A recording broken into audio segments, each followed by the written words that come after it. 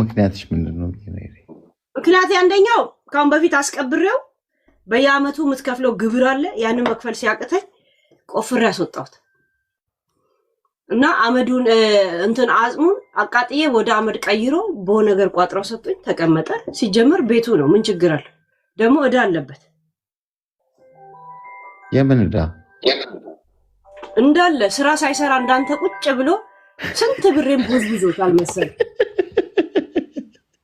እዳ እና ተሰጥቶ ቁም ነገር ነው። የልጅ አባት አይደለ ሄሊ? ናይ የልጅ አባት አይደል? ኦኬ።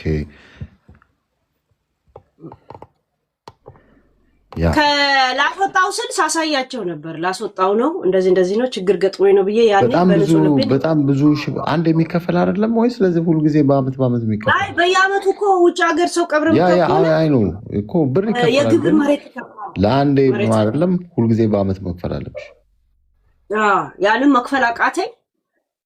ከዛን ሳስበው እንደገና ደግሞ ስራ እንኳን ያልሰራ ሰውዬ ለሱ ደግሞ በየአመቱ እንዴት ነው እኔ ብር የምከፍልልኝ? ሄሊ አበሻ ነበረ ግን ይቅርታ ሟቹ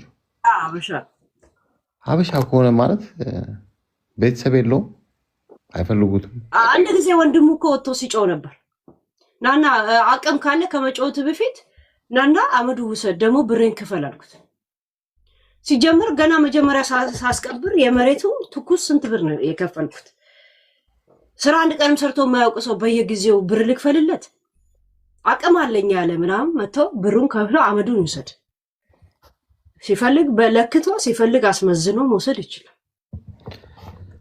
እኔ በቂ መልስ ተመልሶልኛል። እንግዲህ ቤተሰብ ነኝ የሚል ሰው ካሳው አንተና ላሳይ አመዱን እስቲ ያሳይኝ በእናትሽ። አይቻላቅም። እንዴት ነው? ዱቄት ነው ወይስ ኖርማል?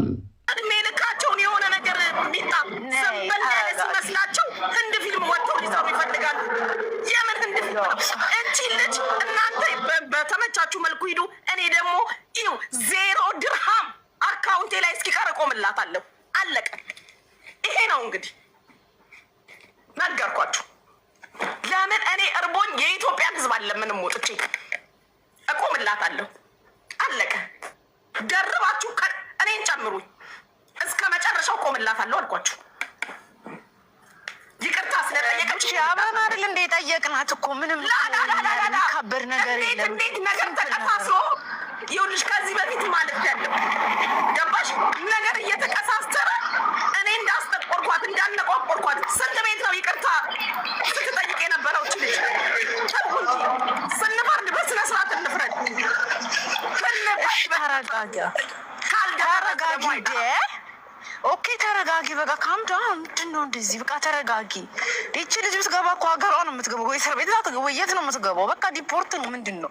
ስደት ነው ትወጣለች። ግን በቃ እንዳንድ እንደሚቀርብ ሰው ሄደን ጠይቀናል። አለቀ። በዚህ ደረጃ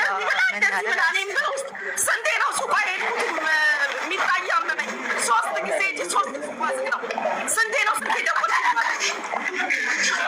ተረጋጊ። በቃ ኦኬ በቃ ምንም በዚህ ደረጃ መበታጨት ሰራላችሁ እንደ ሚዲያ ላይ ወጣችሁ። እኔ ደግሞ ነገርኳችሁ በአንገቴ ቢላዋ ይገባል፣ እቆማለሁ። አገሯን ብትገባለሁኝ ለሁሉም አለሁኝ። እንግዲህ ከገባችሁ አለሁ ብያችኋለሁ። ሂዱ፣ እኔን ሞክሩኝ፣ እኔን ጀምሩኝ፣ እኔን ጨምራችሁ እኔን ጀምሩኝ፣ እንተያያለን። ጭራሽ ነው። በጣም ጥሩ ሌትሲ አብረን እናያለን።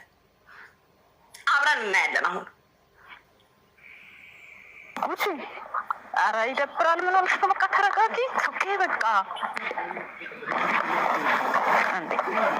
በቃ ከጠየቀች ከከሰሰች ትከሰሰች፣ ይቅርታ ተባለ በቃ ይቅርታ አልቀበልም ካለች ጎፎለት በቃ አለቀ እኮ።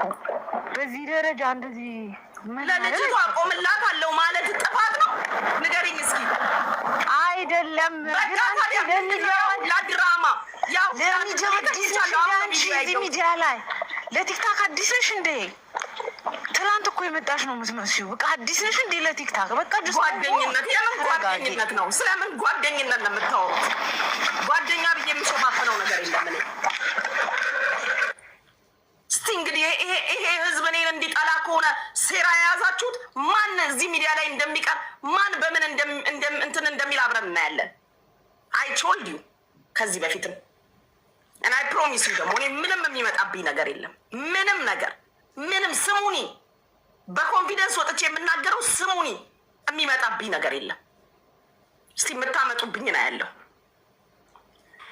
ጉቺ ይበቃል እናቴ በቃ ይበቃል አይበቃም እኔ ግን ድሮን ሰማማ ነበር በቃ መስማት አቆምሽ ማለት ሰላም ቤቶች ምንድነው ምን ተፈጠረ ምንድነው ለኩዬ አንታል ወይ ምንድነው አሁን እኮ ነው ጾም ላይ ነበርኩኝ ለረጅም ስራዬ ነው የሚያወጣኝም ስራዬ ነው ገደል የሚከተኝም እናንተንም ደግሞ እንደዛው የመጣችሁበት መንገድ ስራ ብላችሁ መጣችሁ አልተሳካም አዘግይቻለሁ ይቅርታ ያልኩኝ መልሳለሁ ከሁለት ከሶስት ቀን በፊት የገቡ ልጆች አሉ እንትናን ሀቡዬ ማነው ስሟ ጓደኛሽ ሪም ጎልድን ልትጠይቂያት ትችያለሽ ከጆርዳን ያመጣውላት ልጅ አለች ሳሪ ልትጠይቂላት ትጠይቂያትሽ ከኢትዮጵያ ያመጣውላት ልጅ አለ ከተሳካ አደርጋለሁ ተጠቃሚ ነኝ እኔም እኮ ተጠቃሚ ነኝ ካልተሳጋና የሚያሰጋ ነገር ካለው ግን አቆማለሁ ያስል የወንዶቹ ስራ ላይ ችግር አለ ማለት አይደለም የወንዶቹ ስራ በጥሩ ሁኔታ እየሄደ ነው የፖሊስ ክሊራንስ የሚባል ነገር ስላለ እሱን የግድ እያዘጋጀን የመስጠት ግዴታ አለብን እኛ ነን ጽፈን መስጠት ያለብን ሌተር ለዛ ነው የሚዘገየው ከዛ በተረፈ አሁንም በየአካባቢው ያሉ ልጆችን በቅርብ ቦታ ያሉ እያስገባሁኝ ነው ስቲል ከጆርዳን ከሳውዲ ከኩዌት ከእንደዚህ የሚመጡት ልጆች ማስገባት ቻልኩኝ ማለት ደግሞ ከኢትዮጵያም ቀላል ነው ማለት አይደለም ከኢትዮጵያ የሚመጡት በሙሉ አዳዲስ ናቸው ሞስት ልጆቹ አዳዲስ ናቸው ያ ነው ችግር የሆነብኝ አሁንም በዚህ ነገር ያዘገየኋችሁ መካስ በምችለው መጠን እከሳለሁ የሚደረግ ነገር ቢሆን በኔ ባይሳካና በሌላ ሰውን ቢመጡ ግን እንደው ሙኒት የነዚህ ልጆች አደራ እምትሉኝን በኃላፊነት ላላህ ስል ምንም ነገር ቢገጥማቸው ኢንተርፌር እያደረኩኝ አግዛለሁ በተረፈ ግን ሀቡንም እነሳሪንም እነመሲንም ማንንም በኔ ሰበብ ማንንም አትወቀሱ መጥቼ መተንፈስም ማልችልበት ቤት ነው ይሄ ቤት እኔ ጊፍት ስትሰጥ ስለማታውቁኝ ነው እንጂ ሄጄ ባንዲራ ሳሰቀል ማድርበት ጊዜ አለ ባንዲራ የሚሰቀልባቸው ቤቶች አሉ በጊፍት ብዛት የኢትዮጵያዊዋ ከበዛ አካሸነፈች ባንዲራዋ ተሰቅሎ የኢትዮጵያ መዝሙር ይሄ የሀገር መዝሙር ይዘመራል ዘፈን ይዘፈን خلاص ደስ ስለሚለኝ አደርገዋለሁ እኔ ዛሬ ይሄን ስራ ስለጀመርኩ አይደለም ገንዘብ ያለኝ 25 አመት ድለላ የሰራው ሴት ነኝ ከዛም ውጪ ደግሞ ብዙ ገቢዎች ያሉኝ ነኝ አልহামዱሊላህ ለዛም ነው መመለስን የቻልኩት የሰው ልጅ ብር ይዞ አቅፎ አይቀመጥም ያንቀሳቅሳል ያገላብጣል ስለዚህ አንገማመት ነገ ምን ፈላለክ ሰዎች ነን እፈልጋችኋለሁ ትፈልጉኛላችሁ ብዙ አጋጣሚዎች በመሃላችን ይፈጠራል ስለዚህ ራሳችንን አናርክስ ይሄ ራስን ማርከስ ነው እና ሀቡዬ ለተፈጠረው ነገር ይቅርታ ጠይቃለሁ በፍጹም ሙኒክ ምን መሰለሽ እኔ ሳሪቲንም ሆነ ማንንም በገንዘብ ገዝታቸው ኦር በጊፍት ምናምን የሚሉት ሰዎች እኛ መልስ አንሰጥም we don't give a shit ካላቸው ማስረጃ ያቀርቡ በተረፈ ደግሞ አንቺ እዚህ ጋር አንድ ነገር በቀደም የተናገርሽ ቀን እኔ ላይቭ ሪካርዱን ፈልጌ ከነቀኑ አውጣዋለሁ መጣሽ ማሳወቅሽን ይሄ ነገር ከመፈጠሩ በፊት ኦሬዲ የሴቶች ቪዛ እየተስተካከለ እንዳልሆነ ኢቭን ከነ ሪዝኑ አምጥቻቸው እንኳን ያለ ልምድ ቋንቋ ከሌላቸው ምን መተው እዚህ ቢሮ ተቀምጠው መዳሞች ሊመርጧቸው እየገቡ ሲወጡ አይቺን አልፈልጋትም እያሉ ሲመለሱ ሞራላቸው እየተነካ ነው እና በትክክል ስራውን ሳያገኙ አምጥቼ እዚህ ቢሮ ማስቀመጥ አልፈልግም መተው እንዲቀመጡ ስለማልፈልግ እዛው ሆኖ ኢትዮጵያ ተመርጠው ስራው ኮንፈርም ሲሆን ነው ማምጣት መፈልገው መተው እዚህ ቢሮ እንዳይበሰብ ባካችሁን ለጀግኒቷ ታታሪዋ ለዱባይ ንግስቷ ለሙኒት እህታችን አድርሱልኝ ሙኒትዬ እንዴት ነሽ ደህና ነሽ በመጀመሪያ በእስልምና እምነትሽ በጣም የኮራሽና ሁሉ ጊዜ ጸጉርሽን ሸፍነሽ ሂጃብሽን ጠምጥመሽ የምትመጪ መልካም እህታችን ያው እንግዲህ የሰው ልጅ ብዙ ጊዜ ስለ ኔጌቲቭ ነገር ብቻ ነው የሚወራላት ወይ የሚወራለት ብዙ ፖዚቲቭ የምታረጊውና መልካም የምታረጊው ስራ እንደሆነ እንዳለ ሆኖ አሁን ወደ ዱባይ ሰው ማስመጣቱን አቁም ያለው ብለሻል ምክንያቱም ራስሽ ታውቂዋለሽ ምን እንደሚደርስብሽ ያው ወዳጅ ብለሽ የቀረብሻቸው አንዴ የህግ ወጥ ደላላ ሌባ እያሉ ብዙ ነገር ስምሽን ያጠፋሉ። እኔ እውነት ለመናገር ሙኒት አላውቅሽም። ያው እናንተ በምትናገሩት በምታሳዩ ነገር ብቻ ነው የምንመልሰው። የሰው ልጅ ግን በሚሰማና በአሉባልታና በሚወራ መገምገም የለበትም፣ መፈረድ የለበትም። ስለማላውቅሽ በስልክ ማናገርሽ አላቅም፣ የምትሰሪውን ስራም ስለማላውቅ እኔ መበየን አልችልም፣ መበየን አልፈልግምና እህታችን ሙኒት እባክሽን ብትቺ ማለት ነው ስራሽን የምታረጊውን ነገር ምናምን ለህዝብ ይፋ አድርገሽ ብታሳውቂ መልካም ነው። ምክንያቱም የምትወጃት አብራሽ ከጎንሽ ያለችው ጓደኛሽ ህገወጥ ደላላ እያለች ሌባ እያለች የሰደበችሽ ተመልሰሽ ከሷ ጋር ጓደኛ ስትሆኚ በእርግጥ የሰው ልጅ በይቅርታ ሰላም መፍጠር አለበት ብዬ አምናለሁ። ግን አንድ ጊዜ ከአንደበት የሚወጣ ቃላት የስድብ ቃላት ሳይሆን የሐሜት ቃላት ሳይሆን በተለይ ሰው ልጅን በሌባና በምናምን ሲወነጀሉ በብዙ ሰዎች ጭንቅላት ላይ ኔጌቲቭ እንደሚያርፍ ታውቂያለሽና እኔ ሙኒት ብዙ መልካም ስራ እንደምትሰሪ ብዙ ሰዎች ይነግሩኛል። ሰዎች እንደምትረጂ እንደዛ አካባቢ እውነቴን ነው። ከሳራ አላበሻ ቀጥል የዱባይ ብዙ ሰዎች የምትረዳ ሙኒት ናት ይላሉና አንዳንድ ጊዜ ሶሻል ሚዲያ ባለጌ ነው። ቅዱስን እርኩስ ያደርጋል፣ እርኩስን ቅዱስ ያደርጋል። አዋቂውን አለቅላቂ ያደርጋል፣ አለቅላቂውን አዋቂ ያደርጋልና በጣም በጣም በጣም የብዙ ሰውን ጸባይ የሚቀይር ፕላትፎርም ነው። አላህ ይቅር ይበለን። ለማንኛውም ሙኒትዬ ያው በቲክቶክ ጓደኛ ነን፣ ፎሎ እንደራረጋለን። ብዙ እኔና አንቺ ተነጋግረን ማናውቅም፣ ግን አንዳንድ ጊዜ እዛው አጠገብሽ ያሉሽ ወዳጆችሽ እያሳሳቱን የሚሉትን ደግመን ብለናል። አፉ በይኝ ሳላውቅሽ ያንቺን ወዳጅ ጓደኛ ሀቢባን ሰምቼ የህገወጥ ደላላ ሌባ ናት በማለቴ ይቅር በይኝ። እኔ ስለማላውቅ ነው እና ባካችሁን እዛ ጋር የምትዋደዱ መስላችሁ እንደገና እርስ በርሳችሁ በምትናገሩትና እናንተ በምታመጡት መረጃ አሜኒታ እየወሰድን እናንተን በመናገራችን አትፍረዱብን። እኔ ለሁላችሁም ፍቅርና ክብር ያለኝ እንዲያው ታናሻችሁ ወንድማችሁ ነኝ። አላህ ይባርክሽ፣ አላህ ይባርክሽ። ሙኒት ሌባ ብላችሁ በየኮሜንቱ የምትልከሰከሱ ሰዎች ማለት ነው ጤና የላችሁም እንዴ? አይደለም የሰውን ሀቅ ልትበላ ያላትን የምታካፍል የስንቱን ድሃ እንባ ያበሰች ጀግና ነች ሙኒት። ለቃሏ ታማኝ ነች። ቃል በተግባር የምታሳይ ሴት ነች። አልካደቻችሁ። የለብኝም እንዲህ አላልኩም ብላ አልሸመጠጠች። አለብኝ እንዲህ ነው ብላ ሁሉን ነገር አስረድታለች። በየገባችበት ቤት እየገባችሁ እሷን እንትን ለማለት እሷን ለማሸማቀቅ ያለ ስሟ ስም አትስጡ ፕሊስ፣ ተረጋጉ። ያለውን ነገር አስተካክላለሁ ብላለች። ይሄ ሁሉ ስልክ አትመልስም ነው፣ ስልክ ደግሞ ቢዚ ነው የምትሆነው። ስለዚህ እምቢ አላለቻችሁ። እስክታስተካከል ፕሊስ ጊዜ ስጧት። በቃ በየቤቱ በየኮሜንቱ እየሄዳችሁ ስሟን አታጥፉ። ሙኒት ለማንም የምትሆን እናት ነች። ከሌባ ጋር ለአረብ ሀገር ሴት የምትጣላ ነች። ሁላችሁም ታቋታላችሁ በደንብ አድርጋችሁ። ስለዚህ እባካችሁ ይህንን ነገር አቁሙ።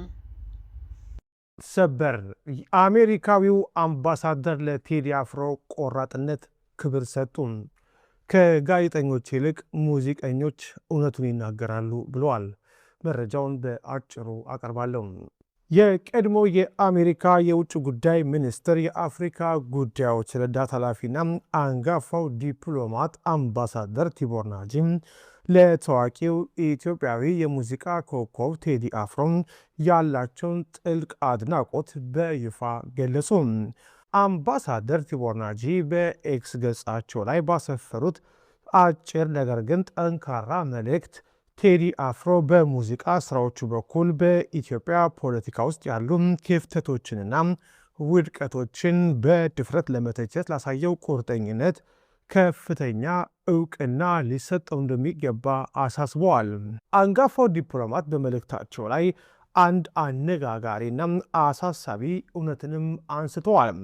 አብዛኛውን ጊዜ ሙዚቀኞች ከጋዜጠኞች ወይም ከፖለቲካ ተንታኞች ማለትም ኤክስፐርቶች በተሻለ ሁኔታ እውነትን ለስልጣን ባለቤቶች በመንገድ ረገድ እጅግ ውጤታማ ናቸው ሲሉም የጥበብን ኃያልነት መስክረዋል።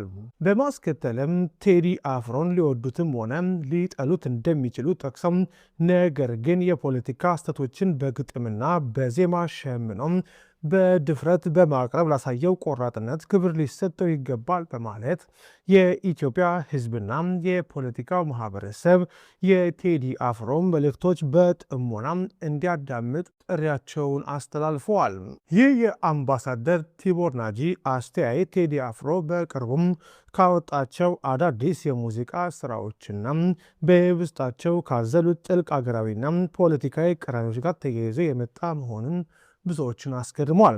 አንድ የውጭ ሀገር ከፍተኛ ዲፕሎማት የኢትዮጵያን የውስጥ ፖለቲካዊ ትርክት ከአንድ አርቲስት ሙዚቃ ጋር አያይዞ እንዲህ አይነት ግልጽ ምስክርነት መስጠቱም የቴዲ አፍሮ ስራዎች ከአገር ውስጥ አልፈው በዓለም አቀፉም የዲፕሎማሲ ማህበረሰብ ዘንድ ጭምር ምን ያክል ተሰሚነትና ተጽዕኖ እየፈጠሩ እንደሆነ የሚያሳይ ትልቅ ማረጋገጫ ሆኗል። ከዚህ ቀደም የቀድሞ የአሜሪካው ፕሬዚዳንት ባራክ ኦባማ በዓመት ውስጥ ካዳመጧቸው ሙዚቃዎች መካከል የቴዲ አፍሮን አንድ ሙዚቃ መምረጣቸው የሚታወቅ ነው። የመረጃ ምንጫችሁን ሰብስክራይብ ብታደርጉት ምን ይላችኋል? በቀጣዩ ዜና እንገናኝ። 17 ናት ማለት 17 አውቃችሁ ነው። ሺ 17 years old የ17 ዓመት ልጅ ነው። ይሄ 10 አለቃ ነው ሻለቃ ያላችሁት ወስዶ ሆቴል ደፍሮ የገደላት በጥይት።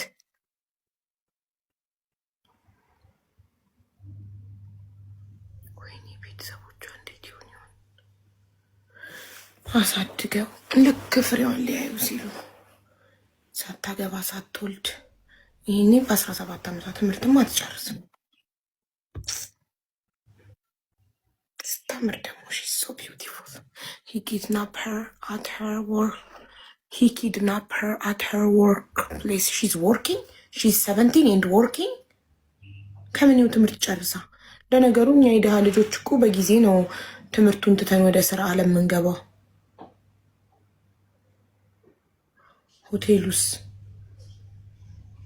ሆቴሉም ኃላፊነት she's a waitress.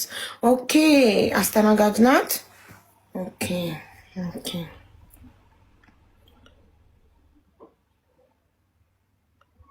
ሆቴሉ መጠየቅ የለበትም።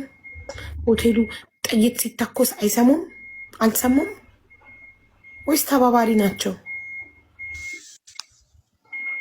ሩማቸው ስር ሰው ሲገደል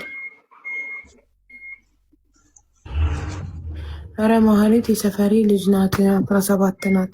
እሺ ኢንፎርሜሽን ካለሽ ነይ ግቢና እስኪ ያስረጅን። ፎሎ አርጊን ለማሊሞ ስብሻለሁ። እውነት የሰፈሯ ልጅ ከሆነሽ። እኔ ግን ያው እንደዚህ ዝም ብሎ መንገድ ላይ አውቃለሁ ከሚል ሰው ኢንፎርሜሽን መውሰድ አልወድም።